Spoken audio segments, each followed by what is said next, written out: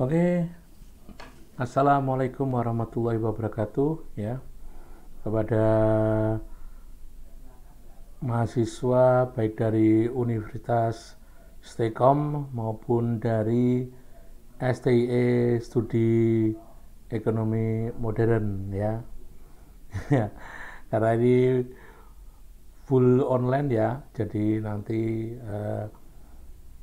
bisa pagi, siang maupun malam ya. Jadi semoga kalian sehat ya.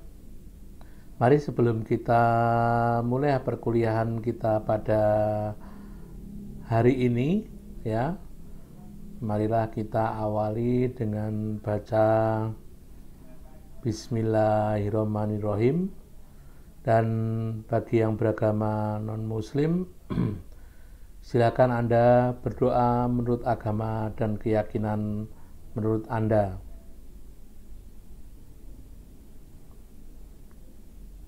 Ya, oke, terima kasih buat mahasiswaku dari Universitas Stekom maupun dari STI Stekom. Pada hari ini adalah mata kuliah etika bisnis ya. Mata kuliah etika bisnis, kita masuk di bab pertama ya. Ini adalah buku etika bisnis ini yang membuat adalah Bapak Dr. Agus Wibowo ya. Ini menulis tentang pengantar nilai-nilai etika. Kita mulai ke bab ini adalah yang pertama sebelum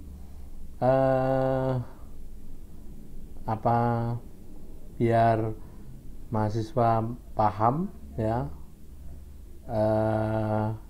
Jangan lupa perkenalan dan kontrak kuliah ya, dan jangan lupa bikin siakat ya, jangan lupa siakat. Jadi kalau ada mengikuti absen, jangan lupa mengikuti absen ya. Setiap kuliah jangan lupa absen. Walaupun full online, biasanya dibuka misalnya hari Sabtu ya, kita awali 00.15 sampai ke 23.45 ya. Jadi bisa mulai buka itu, kita tutup di situ. Jadi nanti absennya sudah bisa masuk ya. Kemudian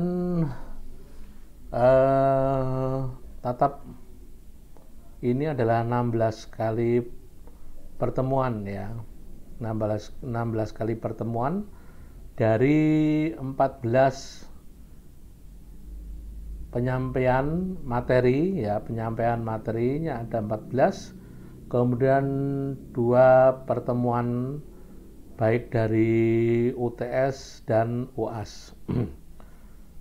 Kemudian yang mengikuti yang paling penting adalah presensi, tugas UTS dan UAS ya. Jangan lupa ya, presensi atau absen ya. Oke, kita mulai perkuliahan pada hari ini.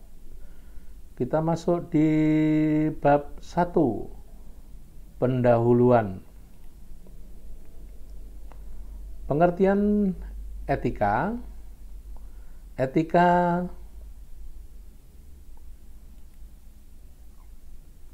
Etika atau dalam Yunani kuno etikos, yang berarti timbul dari kebiasaan, adalah sesuatu dari mana dan bagaimana cabang utama filsafat yang mempelajari nilai atau kualitas yang menjadi studi mengenai standar dan penilaian moral. Etika mencakup analisis dan penerapan konsep seperti benar, salah, baik, buruk, dan tanggung jawab. Ya, jadi di sini kita mulai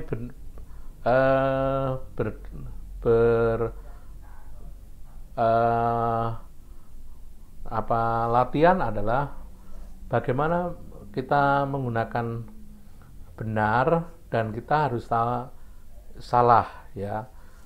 Jadi jangan hanya pada benar saja, tetapi Anda harus paham apa yang disampaikan dengan salah, ya. Jadi salah saja ya nggak bisa, ya harusnya ada salah, pasti Anda mengetahui tentang benar, ya. Kemudian yang diingatkan dalam etika itu ada namanya baik dan buruk, ya. Baik dan buruk, ya. Bagaimana kita memberikan yang baik dan meninggalkan yang buruk, ya. Jangan terbalik, ya. Yang buruk harus punya kehebatan dan baik malah di bawah, ya. Jadi enggak.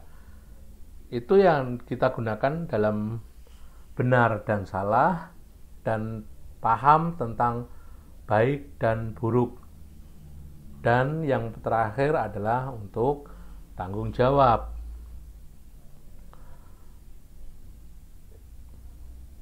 Dalam abad ke-7 pada Masehi menempatkan etika di dalam kajian filsafat praktis. Ya, etika dimulai bila manusia merefleksikan unsur-unsur etis dalam pendapat-pendapat spontan kita. Kebutuhan akan refleksi itu akan kita rasakan antara lain karena pendapat etis kita tidak jarang berbeda dengan pendapat orang lain. Untuk itu diperlukan etika, yaitu untuk mencapai tahu apa yang seharus dilakukan oleh manusia. Secara metodologi, tidak setiap hal menilai perbuatan dapat dikatakan sebagai etika. Kemudian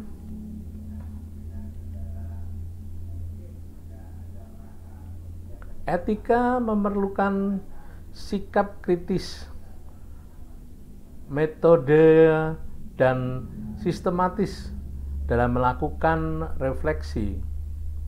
Karena itulah etika merupakan suatu ilmu.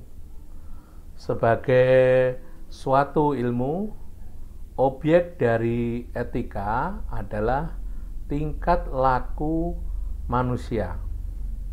Akan tetapi berbeda dengan ilmu-ilmu lain yang meneliti juga tingkat laku manusia. Etika memiliki sudut pandang normatif. Maksudnya, etika melihat dari sudut baik dan buruk terhadap perbuatan manusia. Jadi, di dalam manusia itu hanya diberikan nilai yaitu baik dan buruk. Apakah yang ada dia tidak baik dan tidak buruk? Ya, biasanya ini yang dia tidak melihat bahwa hanya bahwa dia ada orang baik dan tidak buruk, sehingga dia baik ya ikut, sedangkan buruk ya ikut. Nah, ini kan luar biasa ya. Yang baik adalah bagaimana membuat pekerjaan itu yang baik-baik, yang benar-benar. Jangan menggunakan yang buruk-buruk gitu ya, atau yang salah.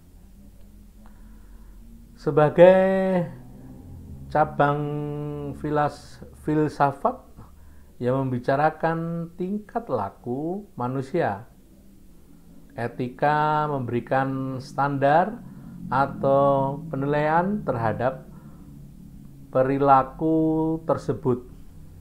Oleh karena itu, etika terbagi menjadi 4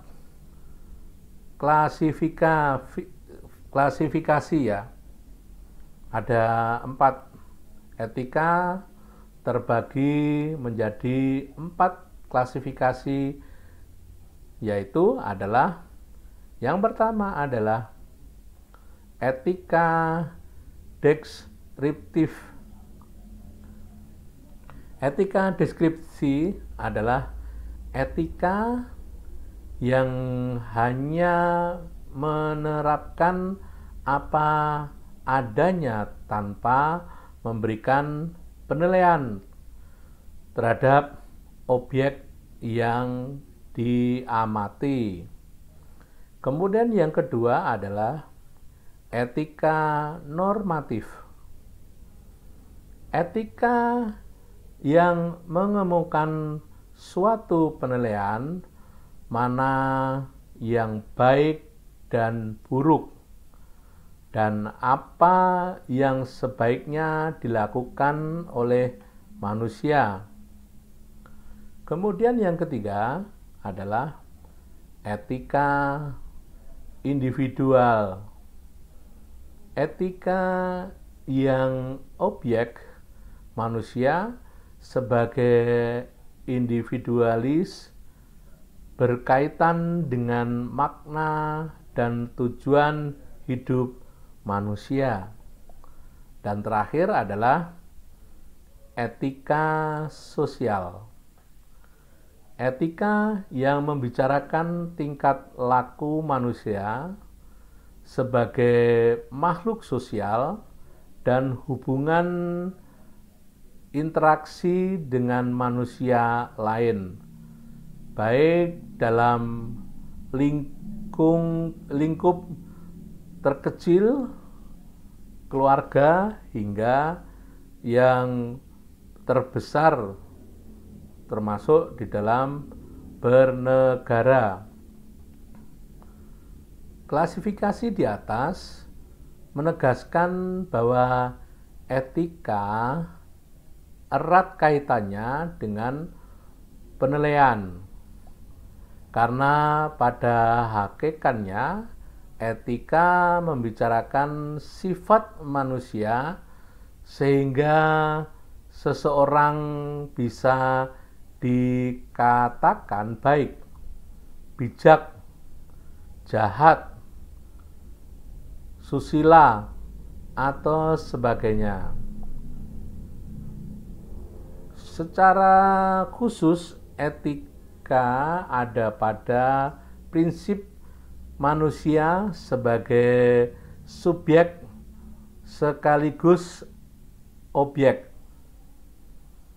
Bagaimana manusia berperilaku atau tujuan untuk dirinya sendiri dan tujuan untuk kepentingan bersama.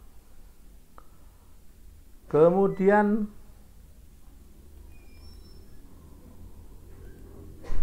jenis-jenis etika. Yang pertama adalah etika filosofis. Etika filosofis secara harfiah dapat dikatakan sebagai etika yang berasal dari kegiatan berfilsafat atau berpikir yang dilakukan oleh manusia. Karena itu, etika sebenarnya adalah bagian dari filsafat. Etika lahir dari filsafat. Etika termasuk dalam filsafat. Karena itu, berbicara etika tidak dapat dilepaskan dari filsafat. Karena itu, bila ingin mengetahui unsur-unsur etika, maka kita harus bertanya juga mengenai unsur-unsur filsafat. Berikut akan dijelaskan dua sifat etika.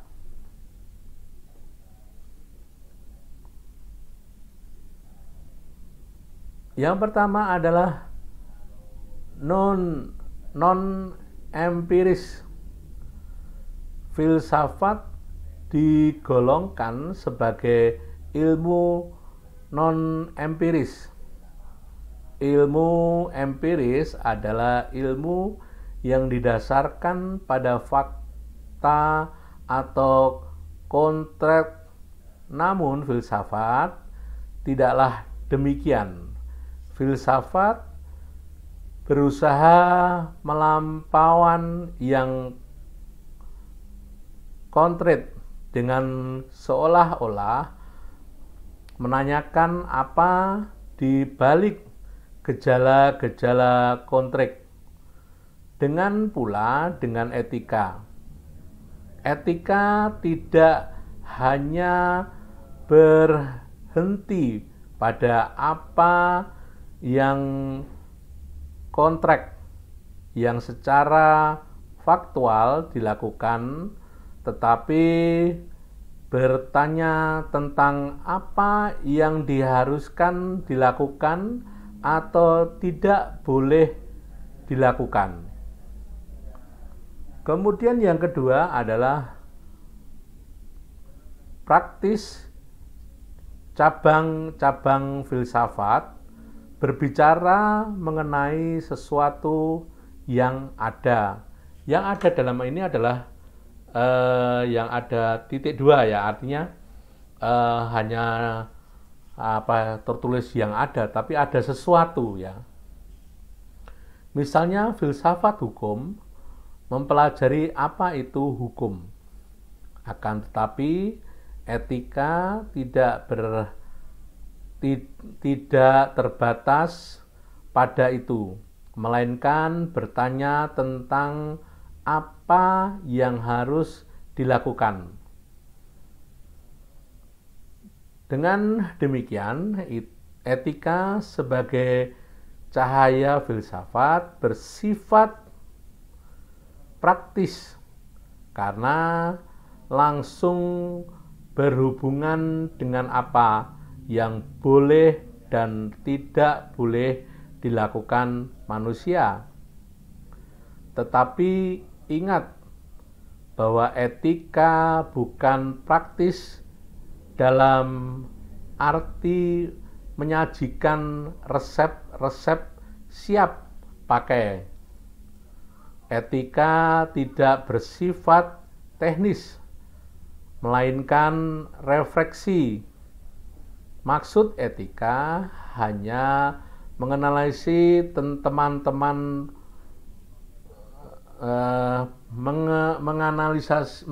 menganalisis tema-tema pokok seperti hati nurani, kebebasan, hak dan kewajiban, dan sebagainya. Jadi tema-tema pokok di sini adalah hati nurani ya. Hati nurani bukan partai ya. Karena partai itu kan ada partai hati nurani ya. Tapi di sini adalah tema-tema pokok ya. Kemudian ada kebebasan ya. Bagaimana kebebasan ya? Kalau kita ini boleh kebebasan ya. Kebebasan tetapi yang paham ya. Jadi kebebasan hanya misalnya sekarang kan banyak ya orang itu membuat kebebasan itu kebebasan terserah gitu lah. Makan sih masalah ya, tetapi ketika omong-omongan yang dilakukan kebebasan itu wah boleh misalnya boleh mendem di mana-mana ya karena kebebasan. Itu tidak seperti ini. Kebebasan di sini bukan kebebasan yang harus tetap ada di tulisan di pekerjaan atau di tempat kita ya. Kebebasan dimaksudnya seperti itu. Kemudian hak dan kewajiban ya seperti itu.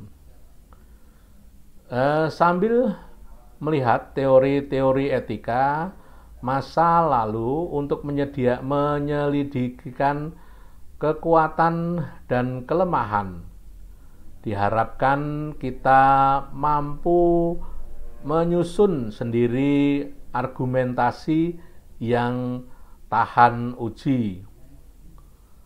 Kemudian lanjut adalah etika teologis.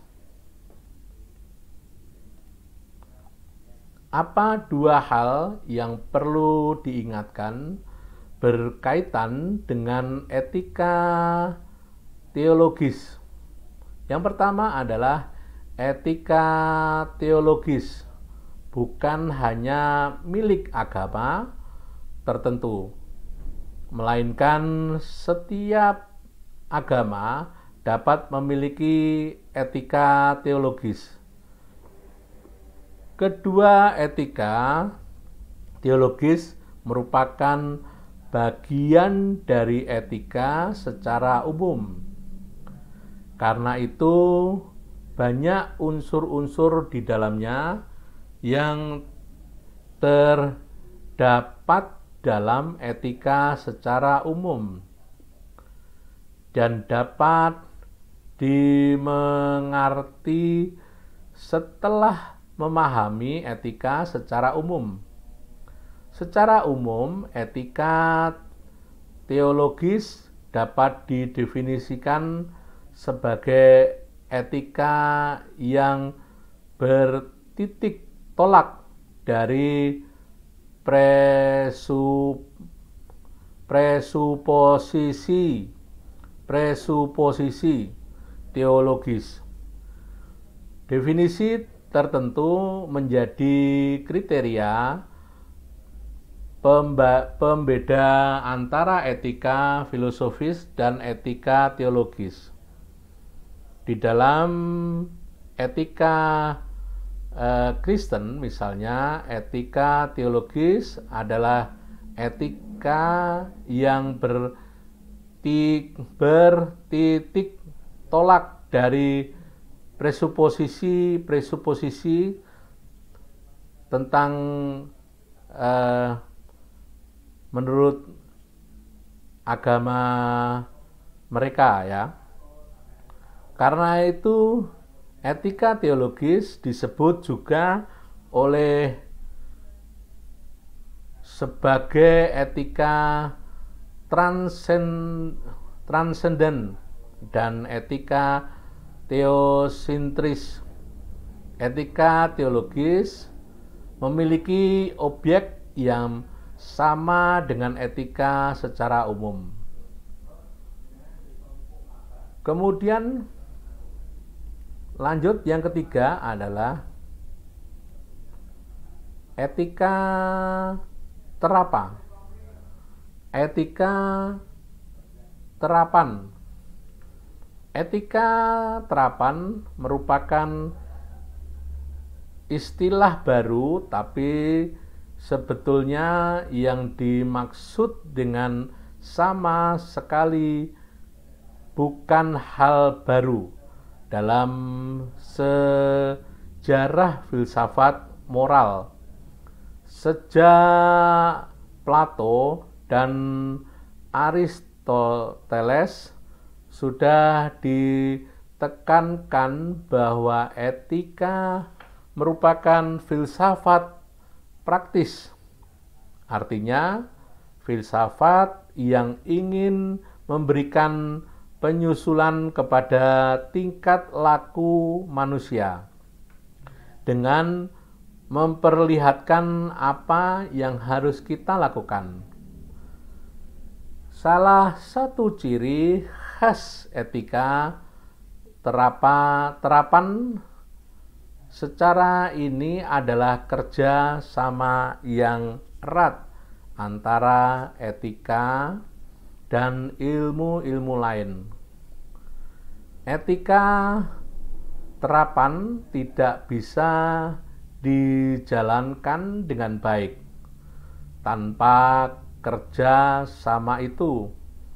Karena itu harus membentukkan pertimbangan tentang bidang yang sama sekali di luar perhatian. Kemudian terdapat 4 unsur dalam metode etika terapan. Yang pertama adalah sifat awal.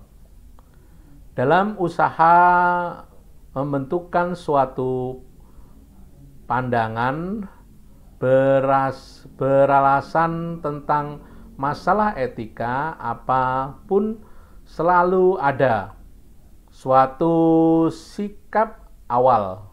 Sikap ini bisa pro atau kontra, bisa juga netral. Kemudian yang kedua adalah informasi. Setelah pemikiran etis tergugah, unsur kedua yang dibutuhkan adalah informasi. Hal ini terutama mendesak bagi masalah etis yang terkait dengan perkembangan ilmu dan teknologi. Melalui informasi kita dapat mengetahukan bagaimana keadaan objek. Kemudian yang ketiga adalah norma-norma moral. Norma-norma moral itu sudah diterima dalam masyarakat,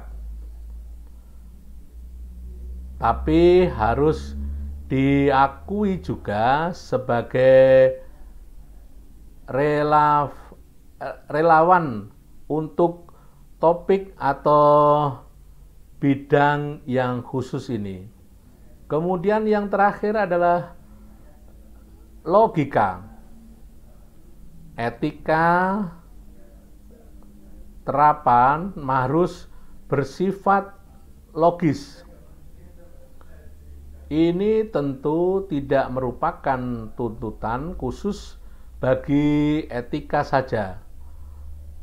Logika dapat menutup kesalahan-kesalahan penalaran dan inkonsistensi yang barangkali terjadi dalam argumen. Kemudian ya nggak masalah ya teman-teman ya, masih paham ya. Kemudian 3 norma umum etika. Normal berasal dari bahasa Latin, yakni norma, yang berarti penyikut atau siku suatu alat perkakan yang digunakan oleh tukang kayu.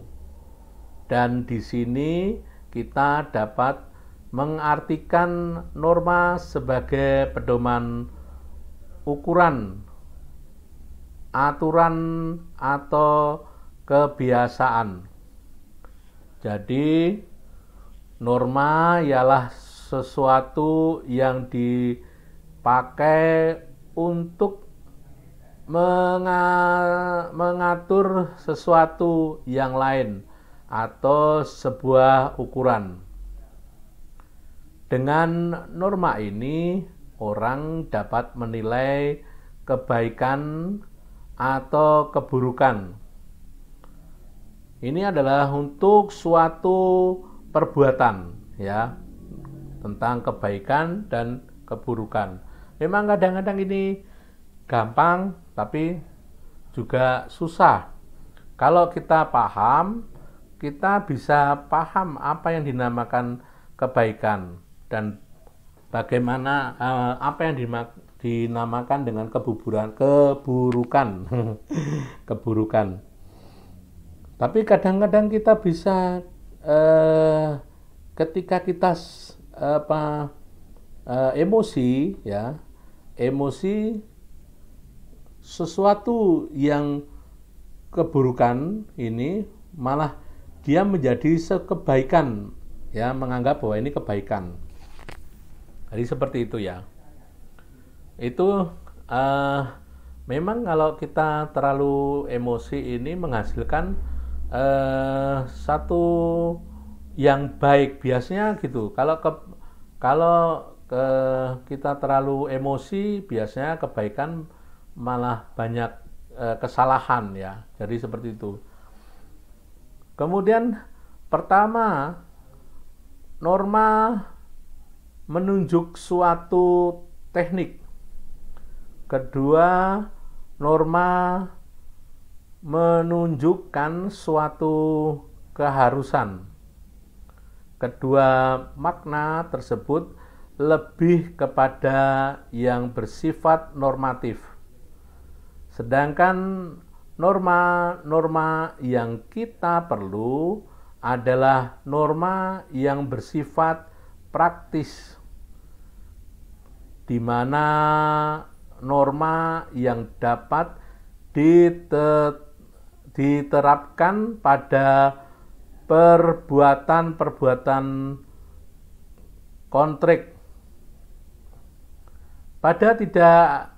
Dengan tidak adanya norma, maka kiranya kehidupan manusia akan menjadi brutal. Ya, jadi yang sudah saya sampaikan kepada semua mahasiswa, kalau kita terlalu emosi, ya, maka misalnya ini akan norma-norma yang baik menjadi kalah oleh norma-norma yang salah, ya, seperti itu. Kemudian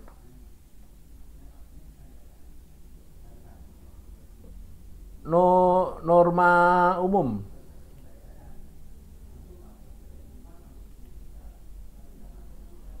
norma umum.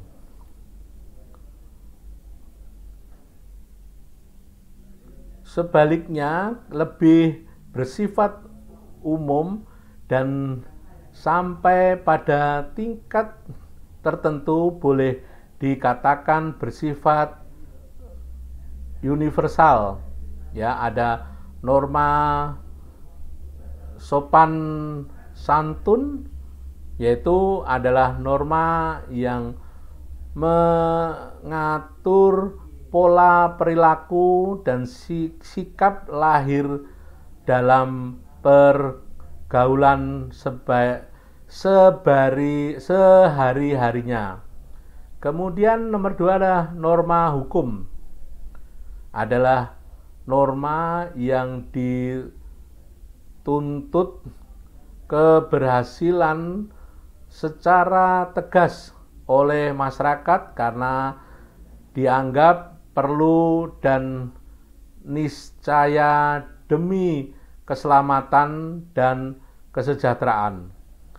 Kemudian yang ketiga adalah norma moral, yaitu aturan mengenai sikap dan perilaku manusia sebagai manusia.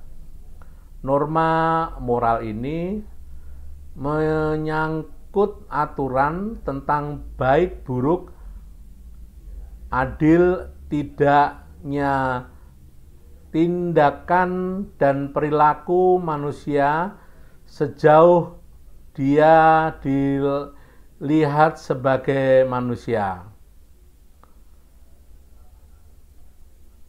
Ya, itu ada kuliah pada malam hari ini buat mahasiswa baik dari Universitas Stekom maupun dari STE Studi Ekonomi Modern. Kuliah kita pada malam hari ini semoga kalian menjadi yang sukses ya. Dan jangan lupa siakat masuk ke absen ya, begitu perkuliahan pada hari ini. Kita tutup dengan baca Alhamdulillahirrahmanirrahim. Dan bagi yang beragama non muslim, silakan Anda berdoa menurut agama dan keyakinan Anda. Oke, terima kasih kepada seluruh mahasiswaku ya. Ketemu lagi bulan depan ya. Dan jangan lupa ya, sekali lagi jangan lupa absen ya, absen. Oke, ketemu minggu depan. Kita tutup. Wassalamualaikum warahmatullahi wabarakatuh.